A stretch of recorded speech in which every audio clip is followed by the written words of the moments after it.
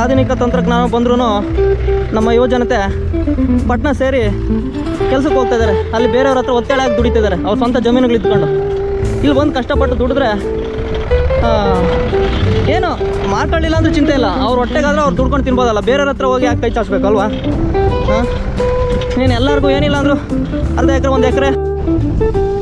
So ಯಾವುದೇ ಒಂದು ಕೆಲಸ ಕಲಿಬೇಕಂದ್ರೆ ಅದ್ರ ಮತ್ತೆ ಶ್ರದ್ಧೆ, ಭಕ್ತಿ, ಇಂಟ್ರೆಸ್ಟ್ ಇರಬೇಕು.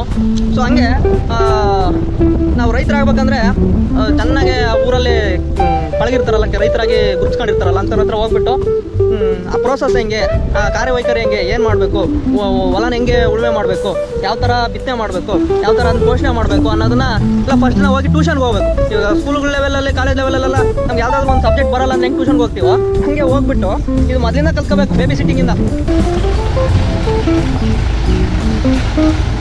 ಎಷ್ಟು ಚೆನ್ನಾಗಿ ಹೊಲನ ಗೇಮೆ ಮಾಡ್ತಿದೆ ಅಲ್ವಾ ಟ್ರ್ಯಾಕ್ಟ್ರು. ನೋಡಿ ಇದೆ ಏನಂತಾರೆ ಇದನ್ನ, ಬೇರುಳ. ನೋಡು ಗುರುವೆ, ಇದೇ ಬೇರುಳ ಅಂದರೆ ರೈತನ ಶತ್ರು ಬೇರುಳ. ರೈತನ ಮಿತ್ರ ಯಾರು ಅಂತ ಹೇಳ್ತೀರಾ? ಎರೆಹುಳ. ನಾವು ಇನ್ನೊಂದು ಕಡೆ ಬಂದಿದ್ದೀವಿ. ಇಲ್ಲೊಬ್ಬ ಕಡಲೆ ಬೀಜ ಹಾಕ್ತಿದ್ದಾರೆ ರೈತರು, ನೋಡೋಣ ಬರ್ರಿ. ಅಣ್ಣ ಏನು ಮಾಡ್ತಿದ್ದೀರಾ?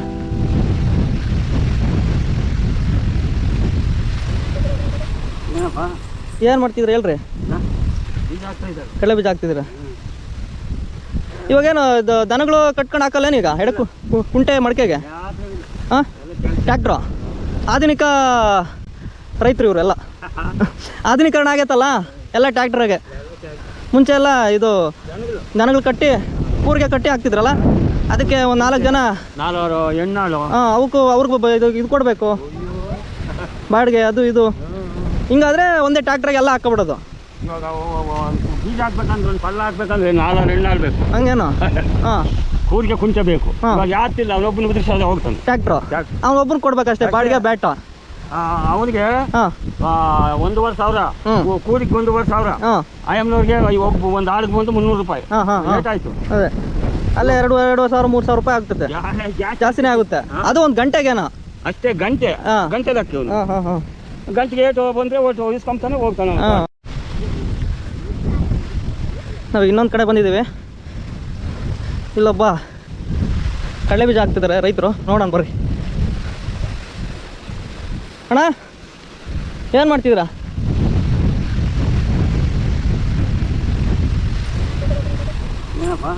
ಏನು ಮಾಡ್ತಿದ್ರಿ ಹೇಳ್ರಿ? ಕಡಲೆ ಬೀಜ ಹಾಕ್ತಿದ್ದೀರಾ? ಇವಾಗೇನು ದನಗಳು ಕಟ್ಕೊಂಡು ಹಾಕಲ್ಲೇನು ಈಗ ಎಡಕ್ಕೂ ಕುಂಟೆ ಮಡಿಕೆಗೆ? ಹಾಂ, ಟ್ರ್ಯಾಕ್ಟ್ರು. ಆಧುನಿಕ ರೈತರು ಇವರೆಲ್ಲ. ಆಧುನೀಕರಣ ಆಗೈತಲ್ಲ, ಎಲ್ಲ ಟ್ರ್ಯಾಕ್ಟ್ರಾಗೆ. ಮುಂಚೆ ಎಲ್ಲ ಇದು ದನಗಳು ಕಟ್ಟಿ ಊರಿಗೆ ಕಟ್ಟಿ ಹಾಕ್ತಿದ್ರಲ್ಲ, ಅದಕ್ಕೆ ಒಂದು 4 ಜನ ಹೆಣ್ಣಾಳು ಹಾಂ ಅವ್ರಿಗೂ ಇದು ಕೊಡಬೇಕು ಬಾಡಿಗೆ, ಅದು ಇದು.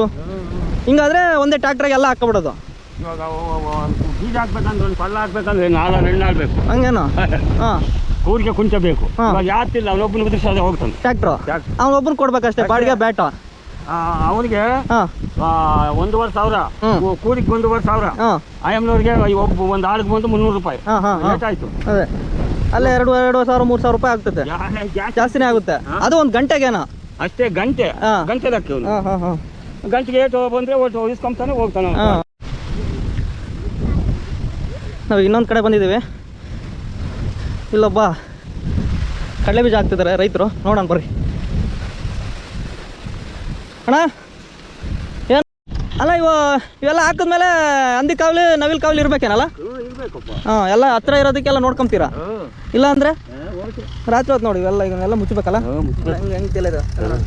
ಇಲ್ಲ ಅಂದರೆ ಹೂವಿಗಳು, ನವಿಲುಗಳು, ರಾತ್ರಿ ಸೀಮೆಗಳು ಎಲ್ಲ ತಿಂದಾಕ್ಬಿಡ್ತವೆ. ನೋಡಿ ಎಲ್ಲ ತೇಲಿದಾವೆ.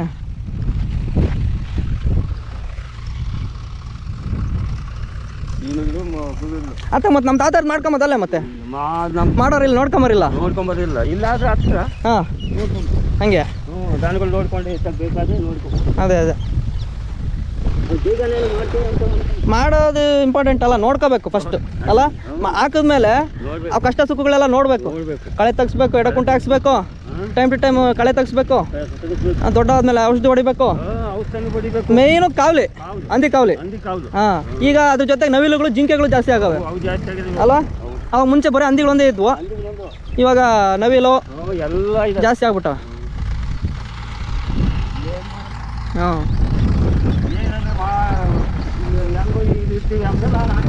ಅದೇ ಅದೇ ನೀವೆಲ್ಲ ನಿಮ್ಮ ಜಮೀನೆಲ್ಲ ಅಕ್ಕಪಕ್ಕದಾಗ ಐತಲ್ಲ, ಅದ್ರ ಜೊತೆ ಹಿಂಗೆ ನೋಡ್ಕೋಬೋದು. ರಾತ್ರಿ ಹೊತ್ತಿನಾಗೆ ಕರೆಂಟ್ ಲೈಟಿಂಗ್ ಹಾಕ್ಕೊಂಡು ಎಲ್ಲ ಇದು ಮಾಡ್ಕೊಂಡು ನೋಡ್ಕೋಬೋದು. ಕರೆಕ್ಟ್.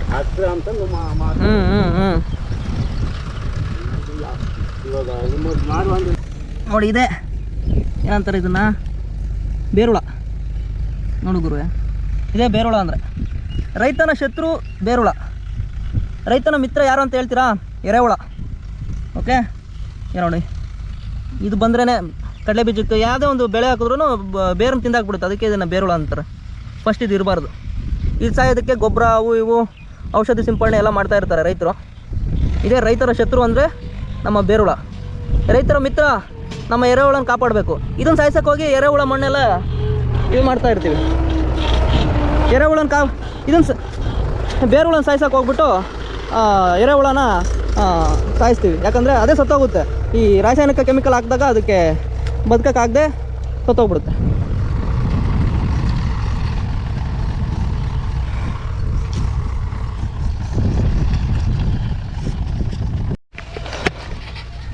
ಸೊ ನೋಡಿದ್ರಲ್ಲ, ನಮ್ಮ ಬೆಳ್ಳಿ ಬಟ್ಲಲ್ಲಿ ಇರ್ತಕ್ಕಂಥ ಒಬ್ಬರು ರೈತರು ಬುಡ್ಡಯ್ಯ ಅಂತ ಅವ್ರು ಹೇಳಿದ್ದು. ಅವರು ಪಡೋ ಕಷ್ಟಗಳು ಹೇಳ್ತಿದ್ದಾರೆ, ಹಂಗೆ ಮಾಡ್ಬೇಕು ಹಿಂಗೆ ಮಾಡಬೇಕು ಅಂತಂದ್ಬಿಟ್ಟು. ಟೊಮೆಟೊ ಹಾಕಿದ್ರಂತೆ, ಅದರಲ್ಲೂ ಫುಲ್ಲು ಸ್ವಲ್ಪ ಲಾಸು. ಹಂಗಾಗಿ ಕಡಲೆಕಾಯಿ ಬೆಸ್ಟು ಅಂತಂದು ಹೇಳ್ತಿದ್ರು. ನೋಡೋಣ ಬರ್ರಿ, ಅವರು ಇಷ್ಟೊತ್ತು ಹೇಳಿದ್ರಲ್ಲ, ಕಡಲೆ ಬೀಜ ಹಾಕ್ತಿದ್ದಾರೆ. ಆಧುನಿಕ ಬೇಸಾಯ ಪದ್ಧತಿ ಇದನ್ನು. ಏನಂದರೆ ಮುಂಚೆ ಎಲ್ಲ ಎತ್ತುಗಳನ್ನ ಕಟ್ಬಿಟ್ಟು ಕೂರ್ಗೆಲ್ಲ ಹಾಕಿ ಏನೋ ಕಡಲೆ ಬೀಜ ಹಾಕೋರು. 4 ಜನ ಹೆಣ್ಮಕ್ಳು ಹಿಂದೆ ಹೋಗೋರು ಬೀಜ ಬಿತ್ಕೊಂಡು. ಇವಾಗ ಟ್ಯಾಕ್ಟ್ರು ತುಂಬ ಈಸಿ ಅಂತಾರೆ. ಏನೋ ವ್ಯವಸಾಯನ ತುಂಬ ಈಸಿ ವ್ಯವಸಾಯ ಮಾಡ್ಬೋದು ಇವಾಗೆಲ್ಲ.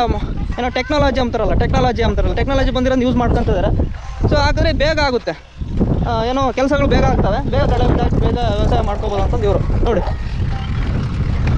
ಅಷ್ಟೇ, ಒಂದೇ ಟ್ಯಾಕ್ಟ್ರ್ನಾಗೆಲ್ಲ ಇರುತ್ತೆ. ಏನೋ ಕಡಲೆ ಬೀಜ ಹಾಕೋದು ಮತ್ತು ಎಲ್ಲ ಸಿಸ್ಟಮ್ ಅಲ್ಲ, ಟೆಕ್ನಾಲಜಿ ಎಲ್ಲ ಒಂದೇ ಇದ್ರಾಗ ಇದು ಮಾಡಿರ್ತಾರೆ. ಇವೆಲ್ಲ ನೋಡಿರಿ, ಎಲ್ಲ ಒಂದು ಕಡಲೆ ಬೀಜ, ಒಂದು ಹೆಸರು ಕಾಳು, ಅಕ್ಕಡಿ ಕಾಳು ಅಂತಾರಲ್ಲ ಅದು, ಮತ್ತು ಗೊಬ್ಬರ ಎಲ್ಲ ಒಂದೇ ಇದ್ರಾಗ ಮಿಕ್ಸ್ ಮಾಡ್ಕೊಂಡು ಟ್ಯಾಕ್ಟ್ರ್ನಾಗ ಹಾಕ್ಕೊಂಡು ಮಾಡ್ತಾರೆ. ನೋಡೋಣ ಬರ್ರಿ ಏನೇನು ಮಿಕ್ಸ್ ಮಾಡಿದ್ದಾರೆ ಅದ್ರಾಗ.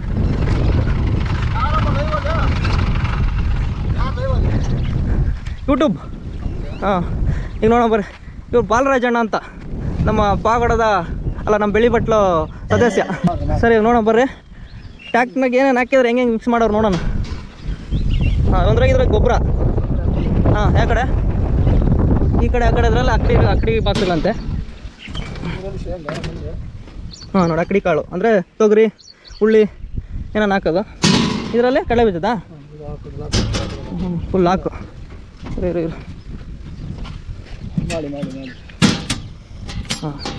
ನೋಡಿ, ಇದು ಮೇನ್ ಕಡಲೆ ಬೀಜ. ಆಮೇಲೆ ಫುಲ್ ಕಡಲೆ ಬೀಜ ಹಾಕ್ಕೊಂಡಿರ್ತಾರೆ. ಹಾಕ್ಕೊಂಡು ಮುಂದೆ ಟ್ಯಾಕ್ಟ್ರ್ ಹೊಡಿತಾ ಇರ್ತಾರೆ. ಹಿಂದೆ ಎಲ್ಲ ಒಂದೊಂದೇ ಬರ್ತಾ ಇರುತ್ತೆ ಪೈಪುಗಳೆಲ್ಲ, ಅಲ್ವಾ? ಎಷ್ಟು ಸಾಲಿಂದು ಅಣ್ಣ? 8 ಸಾಲು. ಒಂದು ಸಾರಿ ಹೋದರೆ 8 ಸಾಲು ಹೋಗುತ್ತೆ. ಹಿಂಗೆ ಮತ್ತೆ ಬರ್ಬೇಕಾದ್ರೆ 8 ಸಾಲು ಎಲ್ಲ. ಒಂದು ಗಂಟೆಗೆ ಅರ್ಧ ಗಂಟೆಗೆಲ್ಲ ಒಂದೊಂದು ಎಕರೆ. ನೀಟಾಗೆಲ್ಲ ಚೆನ್ನಾಗಿದ್ರವಲ್ಲ, ಲೆವೆಲ್ ಆಗಿದ್ದರೆ. ಎತ್ತು ತಗ್ಗೆಲ್ಲ ಇದ್ದರೆ ಸ್ವಲ್ಪ ಲೇಟ್ ಆಗುತ್ತೆ.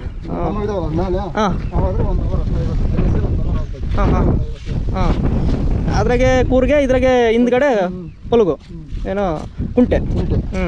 ಅದು ಗೈಕೊಂಡು ಹೋಗಿ ಕಡಲೆ ಬೀಜ ಬಿಟ್ಕೊಂಡು ಹೋಗುತ್ತೆ, ಹಿಂದ್ಗಡೆ ಲೆವೆಲ್ ಮಾಡ್ಕೊಂಡು ಬರುತ್ತೆ.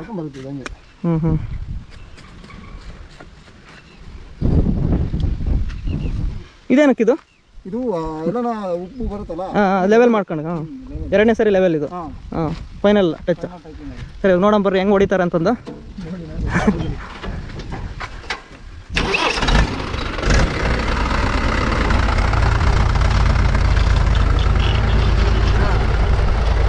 ಇದು ಪ್ರೋಸೆಸ್ಸು. ಅಲ್ಲಿ ಮುಂದ್ಗಡೆ ಗೇಕೊಂಡು ನಿಧಾನಕ್ಕೆ ಕಡಲೆ ಬೀಜ ಒಂದೊಂದು ಬಿತ್ಕೊಂಡು ಹೋಗ್ತಾ ಇರುತ್ತೆ. ಹಿಂದೆ ಕುಂಟೆ, ಅದು ಹಿಂದ್ಗಡೆದು ಒಂದು ಸ್ವಲ್ಪ ಫುಲ್ ಲೆವೆಲ್ ಮಾಡೋದು. ಯಾವ ಥರ ದಿನ್ನೆಗಳು ಅವು ಇವು ಬದುವಿನ ಮಣ್ಣಿಂದೆಲ್ಲ ದಿಬ್ಬುಗಳೇನಾನು ಬಂದರೆ ನೋಡಿ, ಇಲ್ಲೆಲ್ಲ ದಿಬ್ಬ ಕಾಣಿಸ್ತಾ ಇದೆ ಅಷ್ಟೇ. ಎತ್ತೋದು ಮತ್ತೆ ಯೂಟರ್ನ್ ಮಾಡ್ಕೊಂಡು ಮತ್ತೆ ಹೊಡೆಯೋದು. ಆ ಕಡೆ ಹೋಗ್ತಾರಾ? ಹಾಂ, ರಿವರ್ಸ್ ಬರ್ತಾಯಿತ್ತು ಗಾಡಿ.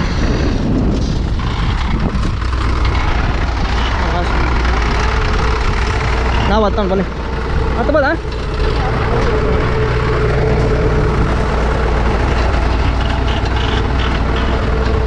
ಕಡಲೆ ಬೀಜ ನೋಡಿ ಹೆಂಗೆ ಬೀಳ್ತಿದೆ ಸಣ್ಣದಾಗಿ.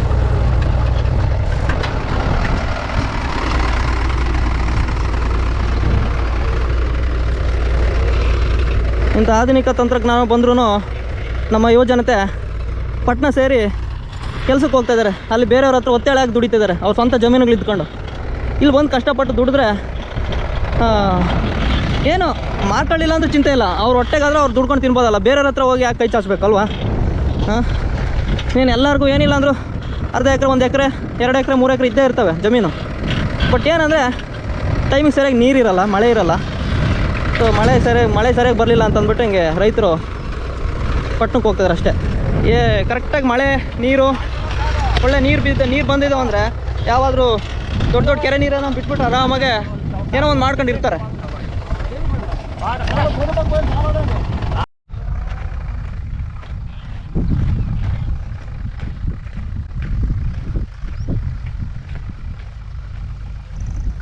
ಬುಡ್ಡಜ್ಜನವರು ತೇಲಿರೋ ಕಡಲೆ ಬೀಜನೆಲ್ಲ ಉಣಿಸ್ತಾ ಇದ್ದಾರೆ. ಹಾಂ, ಇಲ್ಲ ಅಂದರೆ ವೇಸ್ಟ್ ಆಗ್ಬಿಡ್ತವೆ ನೋಡಿ. ಹಿಂಗೆ ತೇಲಿರೋವನ್ನೆಲ್ಲ ಹಿಂಗೆ ಉಣಿಸ್ಬೇಕು ಇದಕ್ಕೆ ಹಾಕಿ. ಹಾಂ, ದುಡ್ಡಿಕ್ಕಿ ತಗೊಬಂದಿರ್ತಾರೆ. ದುಡ್ಡಿಕ್ಕಿ ಬಿತ್ತನೆ ಬೀಜ ತಂದಿರ್ತಾರ ಅಣ್ಣ. ಹೆಂಗೆ ಸೊಸೈಟಿಗೆ ತಂದಿದ್ದ ತಗೊಬಂದಿರೋದು? ಹಾಂ, ಬೀಜಕ್ಕೆ. ಹಾಂ, ಫಸ್ಟ್ ನೀವು ಬೀಜಕ್ಕೆ ಎತ್ತಿಕೊಂಡಿರ್ತೀರಲ್ಲ ಹೋದ ವರ್ಷದವು, ಅದ್ರ ಜೊತೆಗೆ ನಾವು ಸ್ವಲ್ಪ. ಹಾಂ, ಎಲ್ಲ ಎಷ್ಟು ಎಕರೆ ಐತೆ ಬಿಡೋದು ನಿಮ್ಮವು? ಯಾವ್ದು ನಮ್ದು? ಹಾಂ, ನಮ್ದು 3 ಎಕರೆ ಇದು. ಇದೆಲ್ಲ ಸೇರಿನಾ? ಮಾಡ್ತೀರದು ಇದು? ಕಾಂಟ್ರಾಕ್ಟ್ ತಗೊಂಡಿರೋದು? ಹಾಂ, ಆ ಕಡೆ ಇರೋದು ನಿಮ್ದಾ? 3 ಭಾಗಗಳು. ಹಾಂ, ಅದೇ. ಹಾಂ,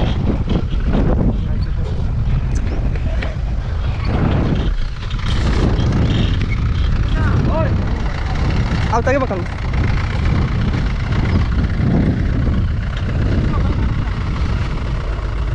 ಇವಾಗ ಸೈಡಲ್ಲೇ ಬಿಟ್ಟಿರ್ತಾರಲ್ಲ ಅವನ್ನೆಲ್ಲ ಅಲ್ಲಿ ಹಾಕ್ತಾರೆ ಬೀಜ.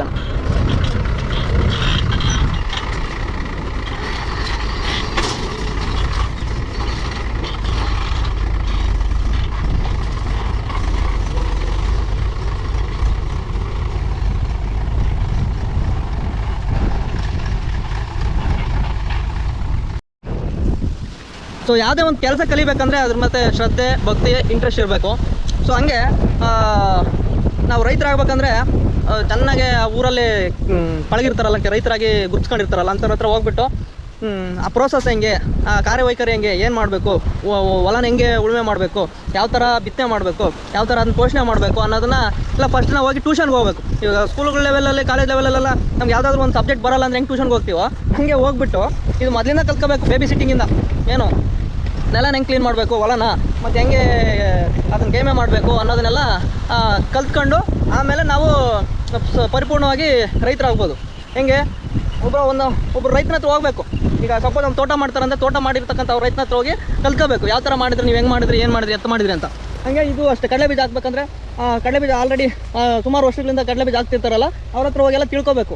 ಹೆಂಗೆ ಮಾಡಬೇಕು, ಏನು ಮಾಡಬೇಕು, ಯಾವ ಥರ ಕೆಲಸ ಗೇಮೆ ಮಾಡಬೇಕು, ಹೆಂಗೆ ಕಡಲೆ ಬೀಜ ಹಾಕಬೇಕು, ಅದು ಅಕಡಿಗಳು ಎಷ್ಟು ಹಾಕಬೇಕು, ಒಂದು ಹೊಲಕ್ಕೆ ಎಷ್ಟು ಪಲ್ಲ, ಒಂದು ಎಕರೆಗೆ ಎಷ್ಟು ಪಲ್ಲ ಕಡಲೆ ಬೀಜ ಹಾಕಬೇಕು, ಮತ್ತು ಅಕಡಿಗಳು ಎಷ್ಟು ಹಾಕಬೇಕು ಅಂತ ಎಲ್ಲ.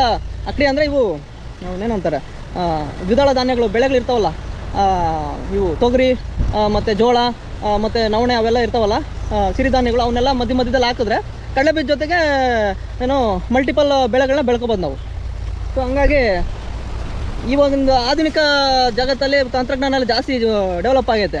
ಬಟ್ ನಮ್ಮ ಯೂತ್ ಮಾತ್ರ ಡೆವಲಪ್ ಆಗಿಲ್ಲ. ಹೆಂಗೆ ಬರೀ ಏನು ಜಮೀನು ಇದ್ಕೊಂಡು ಎಲ್ಲ ಬೆಳೆಯೋ ಕ್ವಾಲಿಟಿ ಕೆಪಾಸಿಟಿ ಇದ್ಕೊಂಡು ಟೌನ್ಗಳಿಗೆ ಹೋಗಿ ದುಡ್ಕೊತಾ ಇದ್ದಾರೆ. ದುಡಿಲಿ ಬೇಡ ಅನ್ನಲ್ಲ, ಬಟ್ ಎಲ್ಲ ಇದ್ದೂ ಏನಕ್ಕೆ ಹೋಗ್ಬೇಕು ಅನ್ನೋದಂತೂ ನನ್ನ ಒಂದು ಉದ್ದೇಶ ಅಷ್ಟೇ.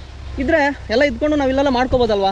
ಇಲ್ಲಿ ಮಾಡ್ಕೊತಾನೆ ಅಲ್ಲೂ ಹೋಗಿ ದುಡ್ಕೋಬೋದು, ಬೇಡ ಅನ್ನಲ್ಲ. ಬಟ್ ಇಲ್ಲಿ ಏನೇನು ಹಾಕಿದ್ಮೇಲೆ ಅದ್ರ ಮೇಲೆ ಕಾನ್ಸಂಟ್ರೇಟ್ ಇರಬೇಕು, ನೋಡ್ಕೋಬೇಕು. ಈಗ ಜಮೀನು ಅಂದಮೇಲೆ ಸುಮ್ಮನೆ ಹಾಕ್ಬಿಟ್ಟು ಯಾರೋ ಒಪ್ಪಿಸ್ಬಿಟ್ಟು ಹೋಗೋಂಥದ್ದಲ್ಲ.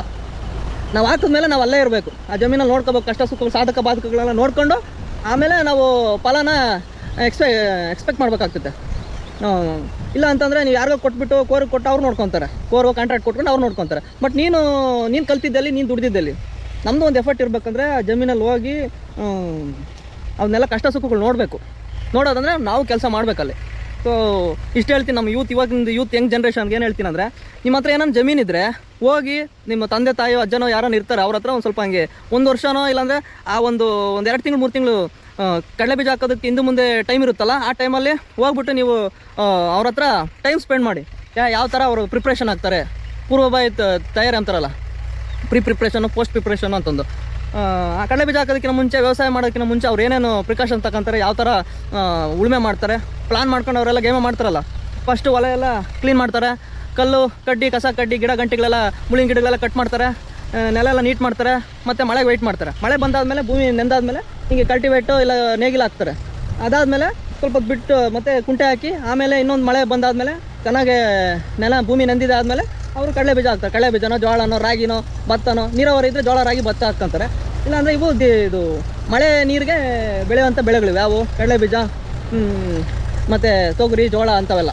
ಸೊ ಟೈಮ್ ಕಾಲಕ್ಕೆ ಮಳೆ ಬಂದರೆ ಒಳ್ಳೆ ಬೆಳೆ ಬರುತ್ತೆ. ಇಲ್ಲ ಅಂತಂದರೆ ಯಾವುದೇ ಬೆಳೆ ಕೈ ಸಿಗೋಲ್ಲ ರೈತನಿಗೆ. ಆವಾಗ ಏನೋ ಇದು ಬೆಳೆ ವಿಮೆನೋ ಅದೇ ಹಾಕ್ಕೊಂಡಿರ್ತಾರಲ್ಲ, ಈಗ 1 ಲಕ್ಷ ರೂಪಾಯಿ ಖರ್ಚಾಗಿದ್ರೆ ಅದ್ರಾಗ ಒಂದು 20,000 30,000 ರೂಪಾಯಿ ಬೆಳೆ ವಿಮೆ ಬರುತ್ತೆ. ಆ ಥರ